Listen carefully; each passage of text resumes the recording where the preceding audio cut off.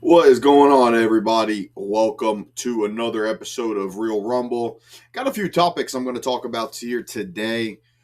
Everything from, of course, 28 years later, Rotten Tomato score revealed, and early first reviews. Plus, we got some DC news. And then, of course, I'm going to finish off with some Avengers talk.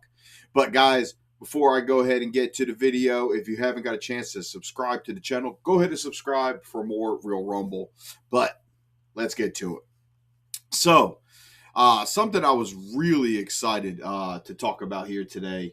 And this is a movie I was extremely pumped for when it was announced that it was coming, and of course, this starting off the year with this. So it's got me kind of pumped, man.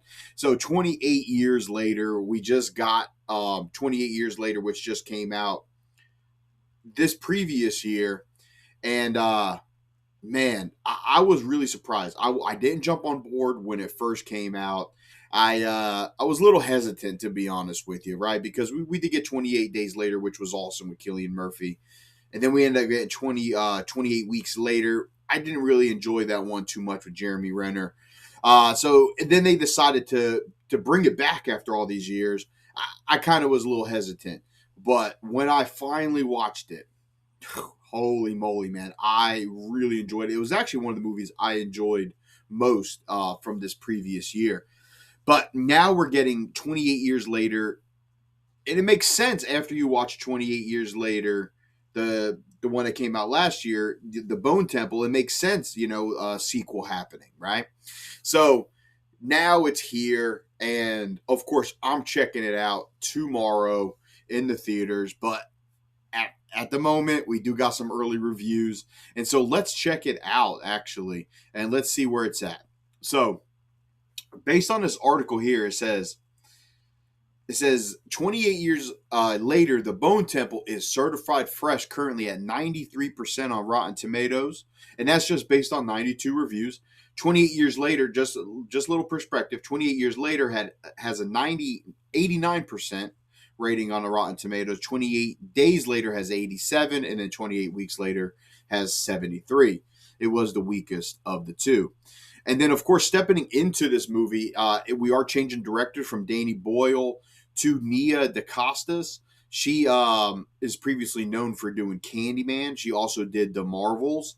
Despite the mixed reviews, it wasn't a terrible movie. But the remake of Candyman was actually pretty interesting and definitely well crafted. So Nia DaCosta stepping in to, of course, this Danny Boyle's shoes for this second movie. And some early reviews are here, just little snippets. It says 28 years later, the Bone Temple kind of blew me away. Not only does it prove that 28 years later wasn't a fluke, it improved on it in nearly every way. A rewatch will be needed, but at the moment, this is the best one yet, even better than 28 days later. Interesting.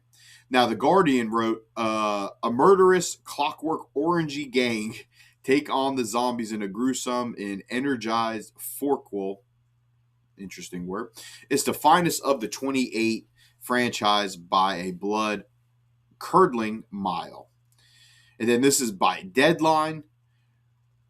It says, Riddigus scenes of a flesh-eating carnage whenever things get too quiet, adding that part 3 can't come soon enough.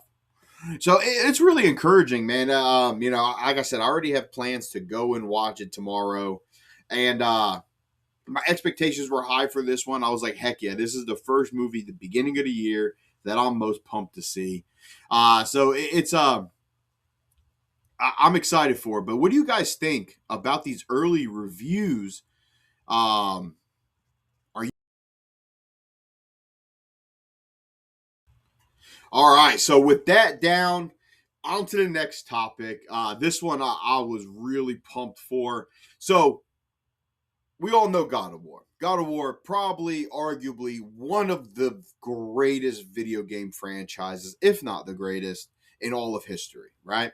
Well, what are they doing with a lot of these IPs here lately? They are taking video games and they're bringing them to life, and it's worked out some, and it's failed in a lot of others. However, the next big one that is coming is finally we are getting a God of War series. It is going to be through Prime Video, and so of course, what's been the talk? Who is going to play Kratos? Who is going to bring one of the coolest, most badass characters to life? And no other than Ryan Hurst is cast as Kratos in Prime Video's God of War. This comes from Deadline here, where Ryan Hurst, if anybody's unfamiliar with Ryan Hurst and his work, he, of course, was in one of my absolute favorite shows of all time, Sons of Anarchy. He was the famous Opie. He just recently was on a show, this Netflix series, Western, called The Abandons. And if you want to really watch a badass character, go check out The Abandons. And then, of course, check out Sons of Anarchy. He has one of the best characters in the entire show. But, even before, if you haven't seen those two, I know everybody's seen this movie. Remember the Titans, the famous football movie with Denzel Washington, right? You remember the guy who got hit by a car and was paralyzed and couldn't play? Yeah, that's the guy. Well, of course, since then he's grown a big beard and long hair, and now he is playing Kratos, and this gets me excited, man, because not only I'm a fan of him, when it comes to his work and him being on some shows and movies that I've seen. But the fact is that this show is going to be written, it's going to be show ran, and it will be produced by Ronald D. Moore himself. The famous Ronald D. Moore, of course, from, just recently did Outlanders. He did Battlestar Galactica, right? He did For All Your Mankind. These are just things that he's done recently. He's probably one of the greatest television writers ever. And so he is tackling God of War, which it got me really curious. I'm curious what storyline are they going to go with. They're going to start out with the beginning of the game, or are they going to go with the current structure of the game with the Norse mythology? I'm completely I'm for it either way. However they want to go, I'm down. I trust the guy that's running it, that's writing it. And then, of course, casting Kratos, I think they got it right. I think they got it right. So let me know what you guys think of this in the comments below.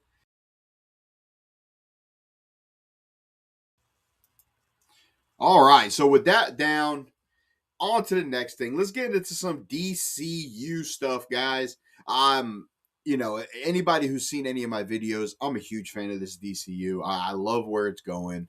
With the little shakeup with Netflix coming in, I'm curious how it all works out. But, if you allow James Gunn and Peter Safran to continue what they're doing, I think that they got the right formula, the right plan in place to truly make this a successful universe with some of these awesome characters. Well, next thing we all know this year, we of course got a few projects. Next thing that's coming out for the DCU is, of course, Supergirl. Now, Supergirl, I'm going to talk about it another time, but Supergirl has me a little worried at the moment. I want to like it. I want it to be good. But I do have worries that it's not. But besides that, I next thing we got Lanterns, and then we're of course going to get Clayface. But another anticipated project of mine, I'm curious when it was coming, is Creature Commandos Season 2. If you haven't got a chance to see Creature Commandos was the first thing that James Gunn put out for the DCU. It was an animated series, introduced a lot of cool characters. Bride Frankenstein himself, Weasel, G.I. Robot, a lot of cool characters, right? Well, the way that the show just kind of orchestrated itself, it has Rick Flag Sr., who of course shows up in Peacemaker and Superman, and he's an established character that's going to show up in a lot of different projects. And so you're like, all right, we got Rick Flag. When are we going to get some of these other characters live action? Well, I'm just excited to get another animated season of this, Creature Commandos Season 2. So James Gunn actually came out today and was like, hey, this is when it's going to take place. And just a little update about what we're getting from Creature Commanders Season 2. So this one's this is basically, like, duh, when it comes to where it takes place. So he pretty much says Season 2 in the DCU timeline, it will take place directly after Season 2 of Peacemaker. Makes sense. But however, the way Peacemaker ended, right? Will any of those things orchestrate into the storyline for season two? So that's got me interested, right? Because the way season two ended for Peacemaker was one, checkmate was established, pretty much like another group, like a Argus type of deal. With we got some good characters, and you see all how that formulated, and then we end up getting Salvation. Now, Salvation was introduced at the very end, and then Chris himself gets thrown on there. But if anybody's familiar with, the Salvation Run series, this is it's pretty much going to basically be a prison for metahumans. Well, what is Task Force M? They're pretty much all metahumans, right? So it's really interesting to see how or if that has any correlation in season two. Plus, we also get the introduction of Captain Atom. Yes, so of course, Captain Atom. Anybody who's unfamiliar, Captain Atom is just this really cool character for the DC, and he, of course, is going to be introduced and in season two. So, and it eventually all is going to lead to a live action, which I think is going to be even cooler, especially with some of these characters. I can't imagine seeing some of them in the live action and what it would look like, but it is inevitable. And I'm excited for Creature Commandos season two. But if you haven't got a chance to watch Creature Commandos, first of all, go and watch Creature Commandos. Creature Commandos is really fun. I think it's like 8 episodes, and it's really touching. Hell, the last episode might even make you cry, I'll be honest with you. But go and check Creature Commandos out, and it all makes sense, and you'll really see what James Gunn and them are doing. And it's really fun to see come to fruition. And then, of course, I always love to speculate and talk about it. So, but let me know what you guys think down below in the comments. Are you excited for Creature Commando Season 2 for those who've seen it? And for those that haven't seen it, go check it out, man. It's going to be fun. But that is it on the Creature Commandos.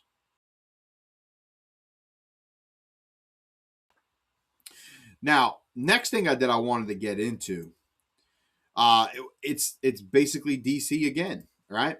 And this is something that was announced by DC Studios, an adult animation series announced for Mister Miracle. Now, this is, of course, from the Hollywood Reporter. So, a new series follows Scott Free, the world's greatest escape artist, known to the world as Mr. Miracle, whose perfect life with his warrior wife, Big Barda, falls apart with their two home worlds. Apocalypse and New Genesis go to war, and Scott's cruel adopted father, Darkseid, appears to have captured the ultimate weapon, the anti-life equation that will give him total dominance over the universe. Now, we are getting this in an animated series, okay? And it is going to be an adult animated series based on 12 issues. The Eisner Award-winning comic writer Tom King and Arthur Mitchgerd. King is executive producer and showrunner on the series, which is currently in production. Now, this marks, of course, the second adult-oriented project behind Creature Commandos. The James Gunn created series is currently in production on a second season, which we just talked about. Other recent animated series orders for the DC include Starfire, The Adventures of My Adventures with Green Lantern, and DC Superpowers. So James Gunn has a few projects in mind, but we're also going to get a Mr. Miracle. And I know that it goes on to say, I believe that this will be included. This will be canon for the DCU.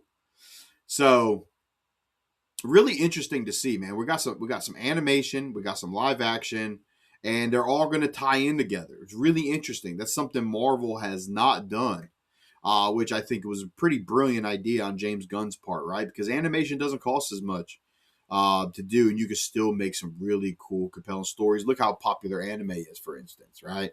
But really cool stuff there. So Mr. Miracle's coming, along with the Creature Commando Season 2. So we got a lot of DC stuff coming up here. Plus we got the Green Lantern series, Supergirl, Clayface.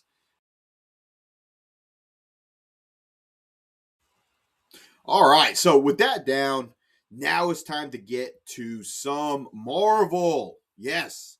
I think Marvel has got some really cool things in place. We got these teaser trailers coming. We've gotten 4 now. I'll be honest with you. A lot of people think that was the last one. There's going to be more. There's going to be more. One, Doom wasn't introduced in any of these trailers. They gotta have a Doom trailer. It's inevitable that it's going to come out. Maybe not here in the next few weeks or so, but definitely in the coming months, we are going to get another trailer with Doom, and maybe centered around Doom. I think that would be really interesting, just a minute long. But we also got some other news the other day that the Blade movie is canceled. Come on, I mean the writing was on the wall. They were just throwing different things and hoping they stuck, and it just all formulated to eventually come into the plan of what they're going to do, and that's going to be a Midnight Suns. So I wanted to go ahead and break down because we got some new details, of course, when it comes to the Midnight Suns. So Midnight Suns, guys, is pretty much a group of monsters. That it's a team of monsters similar to, I wouldn't even say similar because creature commandos, yeah, they're monsters, but they're prisoners. However, that is not the case with Midnight Suns. Midnight Suns is going to consist of Blade and Doctor Strange and Wong. I mean, they all correlate together. And then Man Thing, if you haven't seen Werewolf by Night himself, Elsa Bloodstone. So there's a lot of cool characters that are going to be, that we're going to be introduced to coming up here and then reintroduced to, following Werewolf by Night. So I wanted to go ahead and talk about, Midnight Suns, and the roster of apparently is reportedly revealed of what they're going to do for the movie and who it's going to consist of. So let's check this out. So based on this article here, and this is comic book movie news here, but it says that My Time to Shine H has revealed that the Midnight Suns roster, reiterating previous claims that the current plan is for the movie to focus on Blade, Ghost Rider, Moon Knight, Wong, Werewolf by Night, Man Thing, and Black Knight. And then the leaker adds that Elsa Bloodstone is also set to appear. Now, just to kind of run through some of these characters, we already know Mahershala Ali is playing our Blade. Who is going to play our Ghost Rider? Well, there's been some rumors about that Ryan Gosling possibly taking up that mantle. I think that'll be interesting. He is working with Disney now on a Star Wars film. So it will be pretty interesting to see if they decide to go the route with Ghost Rider. I think he would crush it, 100%. And then, of course, Moon Knight. We were introduced to Moon Knight in that mini-series with Oscar Isaac. That was one of the Marvel shows that I actually did enjoy. It wasn't perfect by any means, but it was actually pretty good, throughout. And then, of course, Oscar Isaac, one of the powerhouse actors out there. This is a really cool character. Just such a badass character, almost like Marvel's Batman in a way. He's so cool the way he just kind of moves, and I love Moon Knight. And then, of course, Wong. Wong's been a steady Eddie throughout this entire Marvel universe ever since Doctor Strange. I feel like Wong's been in pretty much every project since then. And that's cool because Wong is a huge orchestrator of the Midnight Suns. And now, if you notice, on this roster here, Doctor Strange not listed. So I'm curious if Midnight Suns is possibly introduced in Avengers Doomsday or Secret Wars. It's going to be really interesting to see how that works out. Werewolf by Night. Man, Werewolf by Night. If you haven't got a chance to see Werewolf by Night, that show, well, it was a movie. It was a mini movie. It was like 45 minutes long. You also get introduced to Elsa Bloodstone. That 45 minutes plus Man Thing was straight awesome. It had the feel of like those old Frankenstein, old movies from like the 40s, those type of horror films, but it mixed in that Marvel element. It was action. It was really well done. They have a black and white version, which is the one I like the most, and then they of course have one in color. But you get introduced to Elsa Bloodstone, you get introduced to Werewolf by Night, and Man Thing has a little part in it as well. And then Black Knight. Now, we all know that Black Knight was supposed to be introduced. It was introduced in a way in what was that Marvel movie called? with the gods. Man, you're going to catch me. I don't even know at the moment. The Eternals, Lord Almighty. He was in the Eternals, and he was, of course, the one girl. It was her boyfriend, but he ends up, of course, being a Black Knight, and that was played by Kit Harington himself, Jon Snow. So it's going to be interesting that is he still a part in it, because at the end of the Eternals, at the after credit scene, it shows Black Knight, and he's looking at like his, I think it's a grandfather's sword or something like that, and you hear in the background, you hear Blade's voice. So it's I think they decided to kind of regroup on what they had planned there, and they're going to go with the Midnightsons, and I think that's very exciting. But let me know what you guys think of this roster down below. Are you guys excited for Midnightsons? Do you think this is going to be? Do you think this was the right move to make instead of going with a direct Blade movie? I do think so. I think that the reason they were having struggles is because Blade was done so damn well for Wesley Snipes and David Goyer. Those movies, and then even that one where Guillermo del Toro took over. I mean, those movies were just done so well, and there's going to be such a high expectation when it comes to that character and the badassery that comes along with it. All right, so with that down, the last thing that I wanted to dive into today, I thought this was pretty interesting. Um, so apparently, they released, of course, we all know they released a fourth trailer, teaser trailer for Avengers Doomsday. And then, of course, the Russo brothers decided to and made it a point to state afterwards that if you pay attention, that these are not trailers, they're clues. Okay, interesting. So now, of course, I decided to go back and look at them, right? And I'm like, all right, so what kind of clues can I find? Well, apparently, based on this latest trailer that we got with the Wakandans, and then of course meeting Thing, and having that little back and forth, which was really interesting, and it's it does have me curious to see the Fantastic Four and of course the Wakandans working together. But a lot of fans are convinced that there were some major changes to this trailer, some edits, I guess you could say, that were made for this trailer.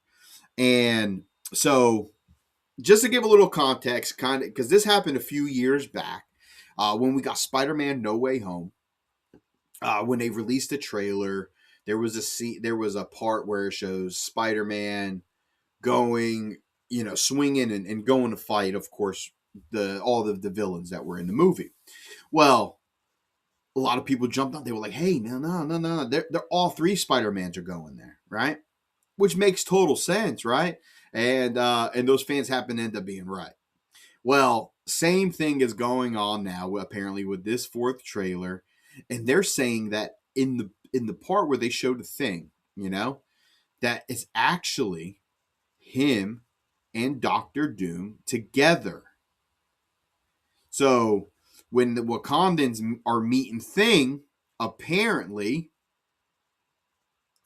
that Doctor Doom is also in that scene with him, or supposed to be in that video with him.